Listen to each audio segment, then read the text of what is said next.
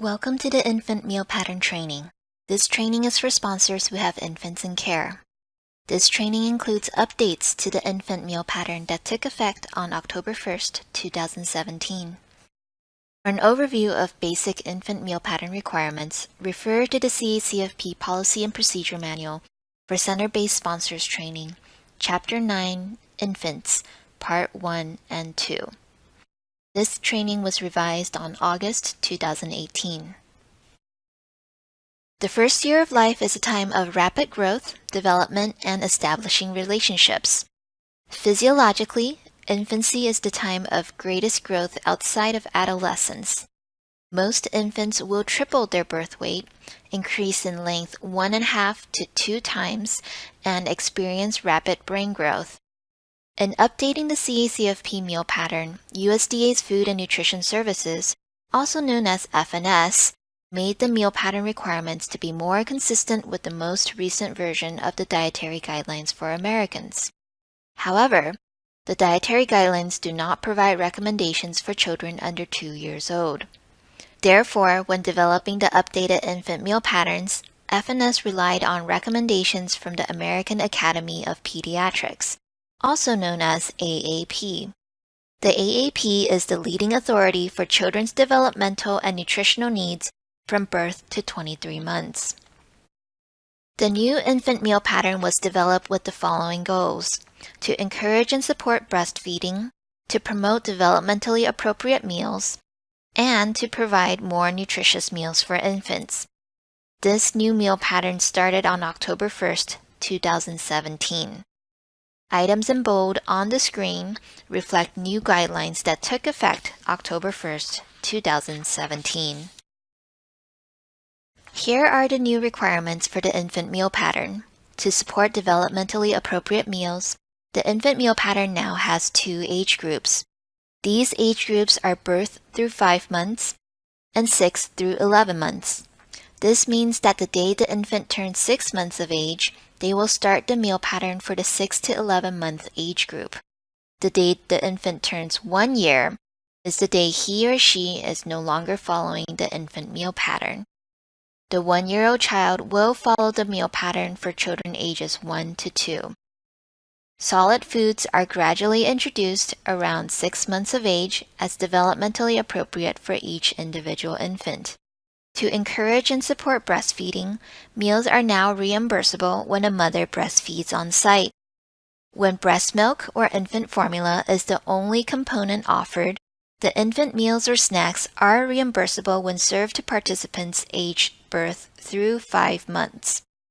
The infant meal pattern now supports more nutritious meals by requiring a vegetable or fruit, or both, to be served at snack for infants around 6 months of age, if they are developmentally ready. It also allows yogurt and whole eggs as allowable meat alternates and allows ready-to-eat cereals at snack. However, it no longer allows juice, cheese foods, or cheese spread to be served to infants. The new infant age groups are consistent with the infant age groups in the Women, Infants, and Children program, also known as WIC. These age groups promote breastfeeding during the first 6 months of life. This will allow childcare providers to claim meals and/or snacks for infants whose mother comes to the center or daycare home and breastfeeds her infant. This is true even if breast milk is the only food the infant is receiving. Another advantage of the new infant age groups is that they will help delay the introduction of solid foods until around 6 months of age. This is important because most infants are typically not physiologically ready to consume solid foods until midway through their first year of life. Additionally, most infants do not need more than breast milk or Iron-Fortified formula until around 6 months of age. The ODE CNP infant menu production records have been revised to reflect the 2 new age groups. These revised templates can be found on the ODE CNP CACFP meal pattern and menu planning webpage. Here are the specific meal pattern requirements for the 0 to 5 month age group. From birth to the end of 5 months, the only required meal component is breast milk or iron-fortified formula for breakfast, lunch, supper, and snacks. It is recommended that infants be served breast milk instead of iron-fortified formula from birth through 11 months, since breast milk is specifically designed for the infant and is the optimal source of nutrients. If the infant is not consuming breast milk, then iron-fortified formula must be offered. The minimum serving size for this age group is 4 to 6 ounces of breast milk or infant formula for all meals and snack. Here is ODE-CNP's template for infant menu production records for the 0 to 5 month age group. Although infants 0 to 5 months of age are not required to have solid foods, ODE-CNP recognizes that some parents or guardians or pediatricians may wish to introduce solid foods before 6 months of age. The new infant menu production record has a space to record additional solid foods that may be offered before the infant turns 6 months. This can be found on the ODE-CNP meal pattern webpage. Infants do not eat on a strict meal schedule. Instead, infants must be fed on demand during a span of time that is consistent with the infant's eating habits. Force feeding should be avoided. The child care provider should be communicating with the parent or guardian regarding the infant's feeding schedule. The guide, Feeding Infants, a guide for use in the child nutrition programs, is available online. This guide provides information on the signs an infant demonstrates to show when he or she is hungry. Currently, this guide is under revision to reflect updates to the CACFP meal pattern. But the current guide still has valuable, practical information for feeding infants. For infants fed expressed breast milk, a smaller amount of breast milk than the minimum serving size may be served initially, and additional breast milk must be offered at a later time if the infant will consume more. This flexibility encourages continued breastfeeding and helps prevent wasting of expressed breast milk. Leftover breast milk should be properly stored based on local health and safety requirements. Breast milk is the optimal food for infants birth through 11 months. Breast milk has the exact nutrients an infant needs for the infant's optimal growth and development. Therefore, the infant meal pattern promotes breastfeeding by allowing reimbursement when a mother breastfeeds her infant on site even if no other meal components are offered, or when a parent or guardian supplies expressed breast milk. Centers and daycare homes must document if an infant is served breast milk or an approved infant formula to demonstrate compliance with the meal pattern requirements. However, there is no federal requirement to document the delivery method for breast milk.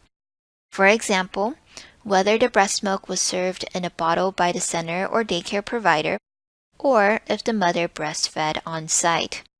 Although not required, it is acceptable to indicate if the infant was breastfed on site. For infants who are breastfed on site, centers and daycare homes do not need to quantify and record the amount of breast milk fed, in contrast to expressed breast milk or formula-fed infants. When an infant is not served breast milk, approved iron-fortified formulas must be served. All approved iron-fortified formulas must have 1 milligram of iron per 100 calories. Iron-fortified formula supports healthy brain development and growth in the infant. Infant meals are reimbursable when they contain breast milk or iron-fortified formula or a combination of these two.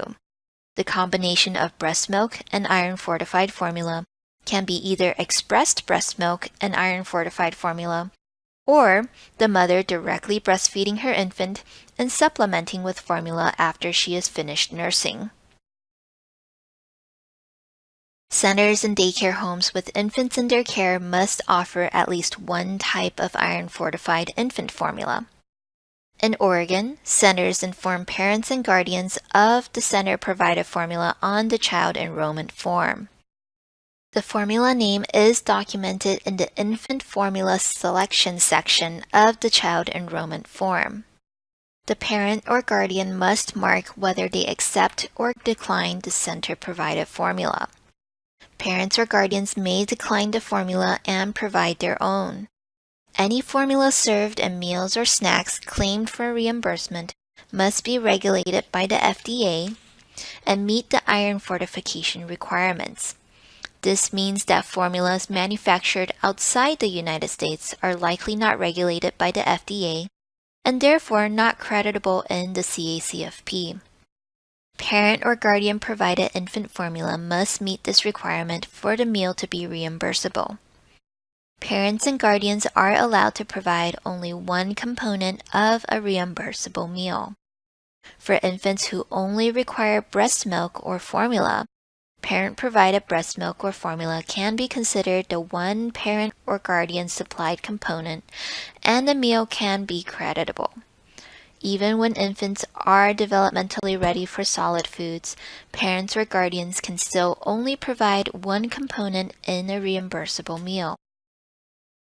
Now let's look at the specific meal pattern requirements for the 6 to 11-month-old infant. As a reminder, this meal pattern would start the day the infant turns 6 months old. This slide highlights the meal components for each meal and snack. The specific minimum portion sizes for each component will be described in later slides. For breakfast, lunch, and supper, the meal components to offer are breast milk or iron-fortified infant formula, infant cereal or meat alternates, or a combination of both, and a fruit or a vegetable. For snack, offer breast milk or iron-fortified infant formula, grains, and vegetable or fruit, or a combination of both. Document on the infant menu production record the actual food component served and the amount served. ODE-CNP has created an infant menu production record for the 6 to 11-month age group, which can be found on the ODE-CNP webpage. The menu production record includes all required components for each meal or snack. For breast milk and infant formula, the minimum portion to offer is 6 to 8 ounces during meals and 2 to 4 ounces during snacks. Document the name of the formula or breast milk and the amount offered to the infant, unless the infant is breastfed by the mother on site. This should be documented on the infant menu production record. The meal pattern requires that a vegetable, fruit, or a combination of both be served at all meals and snacks when the infant is developmentally ready. A primary goal of updating the CACFP meal pattern was to help children establish healthy eating patterns at an early age, and including a variety of vegetables and fruits in the texture and consistency appropriate for infants can promote good nutritional status. This is in line with AAP guidelines, which recommend infants consume more vegetables and fruits. The minimum portion size for vegetables and fruits is 0 to 2 tablespoons for all meals and snacks. Note that the infant meal pattern does not allow juice, even 100% juice, to be claimed for reimbursements for meals and snacks served to infants of any age. This is because juices lack the dietary fibers found in other forms of vegetables and fruits. Meat and meat alternates are good sources of protein and provide essential nutrients for growing infants, such as iron and zinc. The meal pattern now allows yogurt and whole eggs to be served to infants when they are developmentally ready to accept them. This is because the AAP recently concluded that there is no convincing evidence to delay the introduction of foods that are considered major food allergens, such as eggs. Either a meat or meat alternate or an iron-fortified infant cereal is required at breakfast, lunch, or supper. The serving size for meat alternates is 0 to 4 tablespoons for all meals. Some meat alternate foods are not creditable in the infant meal pattern. Cheese foods and cheese spreads are no longer allowed for infant meals and snacks. To identify whether a cheese product is a cheese food or cheese spread, look for these words on the packaging: imitation cheese, cheese foods, cheese products.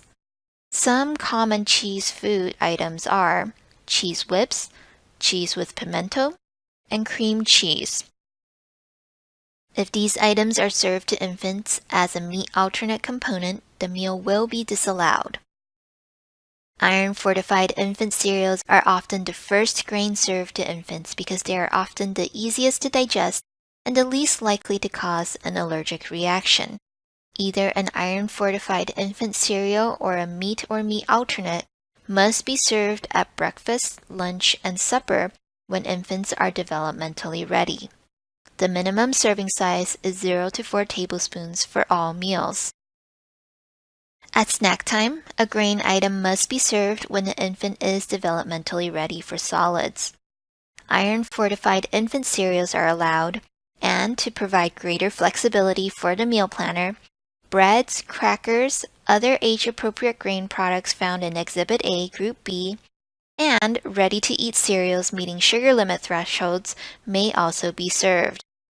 Exhibit A is a chart provided by USDA with information on crediting different grain products in child nutrition programs. In Exhibit A, similar grain products are grouped together, and Group B provides grain items that may be served to infants at snack. All ready-to-eat cereals served to infants must meet the same sugar limit as breakfast cereals served to children and adults. There may be no more than 6 grams of sugar per dry ounce or 28 grams. All WIC-approved cereals meet the sugar limit requirement. Infants should be served foods when they are developmentally ready, around 6 months of age. There are some concerns when solid foods are introduced before the infant is developmentally ready for them. If the swallowing reflex is not adequately developed, then choking can occur. Additionally, serving solid foods too early may result in the infant taking less breast milk or formula. This may result in the infant getting less needed nutrients. There is no single direct signal to determine when an infant is developmentally ready to accept solid foods.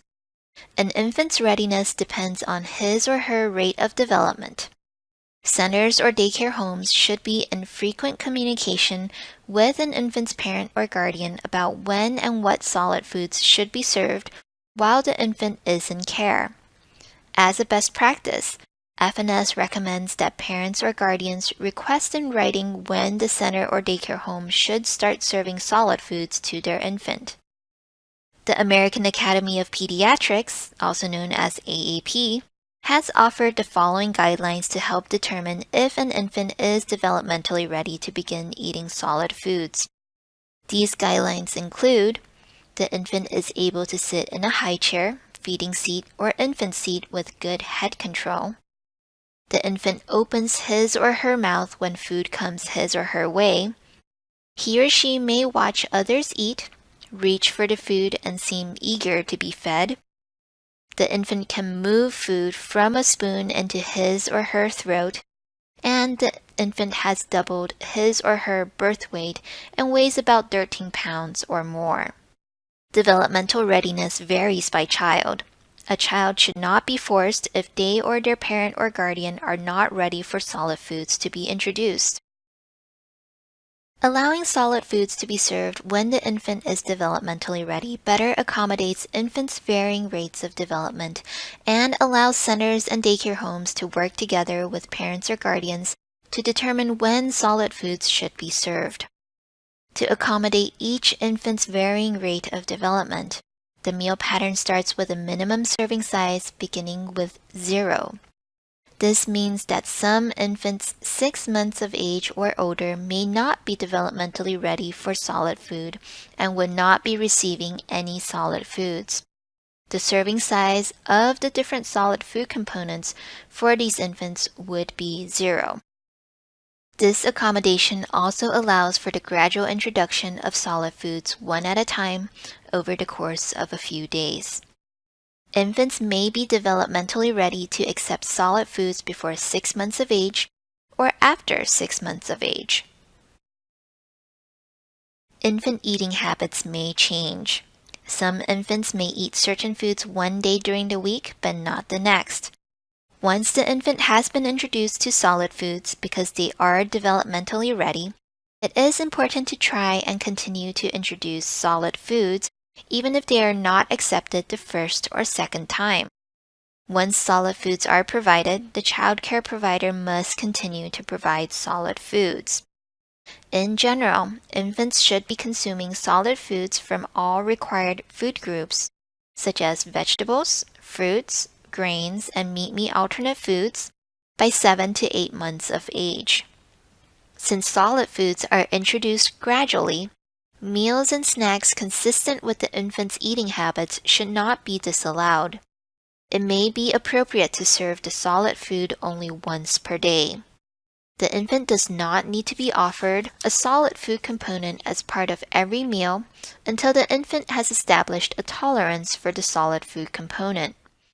For example, if a parent or guardian has informed the center or daycare home that their infant has just started solids and is eating only steamed carrots at lunch and not at breakfast or snack, all meals would be reimbursable even though the infant is not receiving solid foods for breakfast and snack, because this is consistent with the infant's eating habits. As a best practice, always consult with parents or guardians before serving new solid foods. Working closely with the parent or guardian is important in feeding infants. Working with the parent or guardian helps to ensure newly introduced foods are a good match for the infant. It helps to be consistent with infants' eating habits and also support developmental readiness. The best practice is to ask a parent or guardian to provide a written request on when solid foods should be introduced and the types of solid foods that can be safely provided to their infant. This is not a requirement for CACFP, but is best practice. As mentioned previously, parents and guardians may provide only one creditable component for a reimbursable meal. This is an update to the meal pattern. Breast milk or iron-fortified formula is considered one component. Meals containing only parent or guardian provided breast milk or creditable infant formula that are served to the infant by the child care provider are eligible for reimbursement. This includes when an infant is only consuming breast milk or infant formula and is not developmentally ready for solid foods. When the infant begins consuming solid foods in addition to the breast milk or infant formula, and the parent or guardian continues to supply the breast milk or formula, the child care provider must provide all other remaining components for the meal to be reimbursable. Alternately, a parent or guardian may choose to provide one solid food component if the infant is developmentally ready to consume solid foods. In this situation, the child care provider must supply all other required meal components, including an iron-fortified infant formula. Let's look at some examples of meals with parent-provided components. Here's the first example. The mother of a 4-month infant comes to the center or home to breastfeed her baby for breakfast and lunch. She provides expressed breast milk for the infant at snack. Are these meals or snacks reimbursable? Yes, meals containing parent or guardian provided breast milk or creditable infant formula that are served to the infant by the child care provider are eligible for reimbursement. This includes when an infant is only consuming breast milk or infant formula. Here's a second example. A mother is breastfeeding her 8-month-old infant at the daycare home at breakfast. The infant is also eating infant cereal, vegetables, or fruits for breakfast. The mother brings in the infant cereal for the provider to feed the infant. The staff provides the vegetable or fruit. Is this breakfast reimbursable? No. When the infant is consuming solid foods in addition to the breast milk or infant formula, and the parent or guardian supplies the breast milk or formula, the child care providers must provide all the remaining components. For participants with disabilities who must have substitutions to the infant meal pattern, sponsors and providers must follow these requirements. When an infant needs a food substitution due to a disability, accommodations must be made. A signed and completed medical statement form must be on file. In order to serve FDA Exempt Formulas, which are formulas meant for infants with unusual or special dietary needs, there must be a completed medical statement on file for the infant's meals and snacks to be reimbursable. For example, a center has an infant in care requiring Nutramigen. This formula is on the FDA Exempt Formula list. Formulas that are classified by the FDA as exempt infant formulas may be served as part of a reimbursable meal if the substitution is due to a disability and is supported with the signed medical statement for participants with disabilities. A list of exempt infant formulas is linked from the ODE CNP CACFP page. When a sponsor or provider is substituting cow's milk for formula or breast milk, the meal pattern requires that a physician or state-recognized medical authority sign the medical statement for participants before meals can be claimed. This is because cow's milk does not have the essential nutrients found in breast milk or infant formula. Registered dietitians and registered nurses are not considered recognized medical authorities in Oregon. The form includes a list of state-recognized medical authorities. Let's practice documenting infant meals. Question 1. Gabriella Garcia is 4 months old and receives the following meals. Breakfast, mother breastfeeds on site. Lunch, 6 ounces of expressed breast milk. PM snack, 4 ounces of expressed breast milk. Are all of Gabriella's meals reimbursable? Yes, all of the meals are reimbursable because the mother only provides one component and Gabriella, at 4 months, only needs one component. Here's how the infant menu record would look for Gabriella. Make sure that the date is entered for the day the meals are served. Next, make sure that the infant's name is entered along with the infant's birth date. If the infant is served formula, indicate the name of the formula here. Then, make sure that all meals served are checked off when the meal is served. Gabriella received a breakfast, lunch, and a PM snack. Finally, after reviewing the meal, check the box if a complete meal or snack was served. In Gabriella's case, all meals are reimbursable, and so all the boxes would be checked. This infant menu record is now complete. Question 2. Haley Azure is 7 months old and receives the following meals. Breakfast, 8 ounces of expressed breast milk. The parent supplied 3 tablespoons of infant oatmeal as well as 2 tablespoons of peaches. All parent-supplied items are noted with PS. Lunch included 8 ounces of expressed breast milk. The center supplied 3 tablespoons of green beans and 3 tablespoons of beef. For PM snack, the center supplied 4 ounces of Infamil and 2 crackers. Are all of Harley's meals reimbursable? No. Breakfast is not reimbursable because Haley's parents supplied all the components of breakfast, and parents can only provide one component of a reimbursable meal. Lunch and PM snack are both reimbursable. Lunch is reimbursable because all required components are served, and only one parent-provided component is served. For PM snack, even though Haley is missing a fruit or vegetable component at snack, this can be okay if it is consistent with her developmental readiness. For example, an appropriate reason for not serving a fruit or vegetable at snack may be because her parents requested only a grain component with the formula at snack times because she is often tired during snack times and may not be able to safely eat too much food at that time. Here's how Haley's infant menu record would look written down on the ODE CNP form. This form is for infants aged 6 to 11 months. First, make sure that the date is entered for the day the meals are served. Next, make sure that the infant's name is entered along with the infant's birth date and formula served.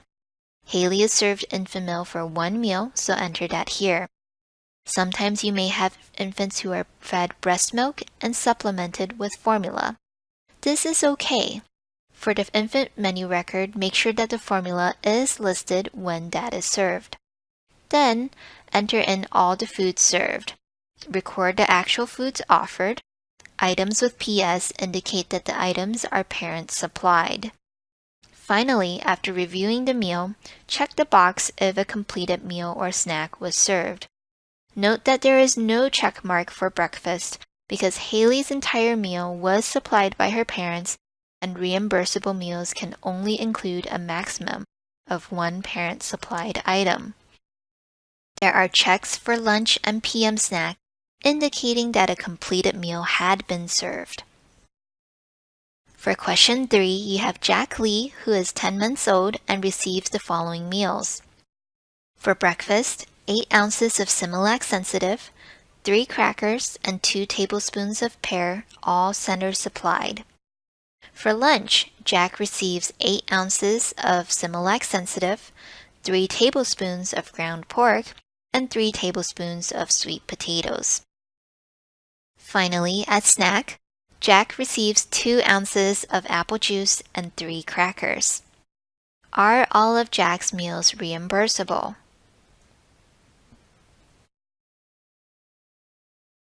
No. Both breakfast and PM snack are not reimbursable. For breakfast, Jack received crackers instead of infant cereal. Crackers are only allowed at snack time.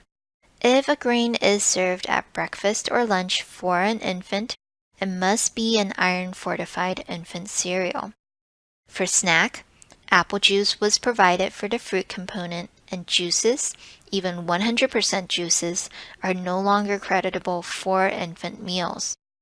In addition, no infant formula or breast milk was provided at snack. This is required for a creditable snack. The crackers, however, are allowed for the grains component at snack time. Here's how Jack's infant menu record would look.